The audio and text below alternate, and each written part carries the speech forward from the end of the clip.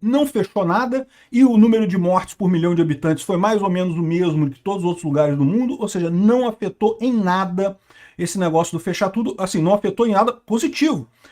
Mas quebrou um monte de gente, quebrou um monte de negócio, quebrou um monte de pessoas, né? E aqui, ó, o ministro falou que foi lá e o presidente não concordava com as medidas de isolamento e fechamento do comércio. Caramba, olha só, Bolsonaro defendia isso, ele falava isso, e ele, no particular, se humilhou para o Gilmar Mendes para tentar contornar essas medidas, para tentar convencer o STF a não fazer isso.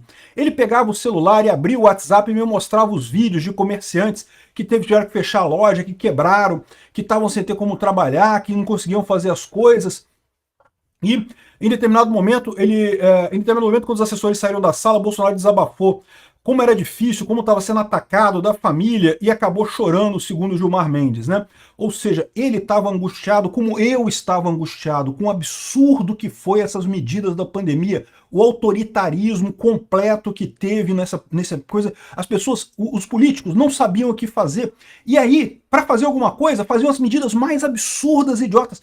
Proibir aula.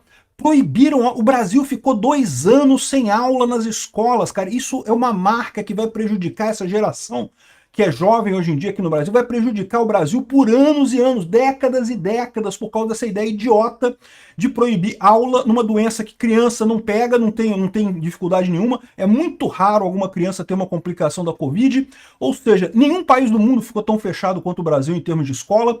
De novo, a Suécia não parou nada. O Uruguai não parou as escolas. Continuou tendo aula no Uruguai normalmente e não teve nenhuma catástrofe, não teve nada demais. O número de mortes por milhão de habitantes foi mais ou menos o mesmo no mundo todo. Infelizmente, numa pandemia morre um monte de gente. Realmente é uma coisa muito triste isso. Não há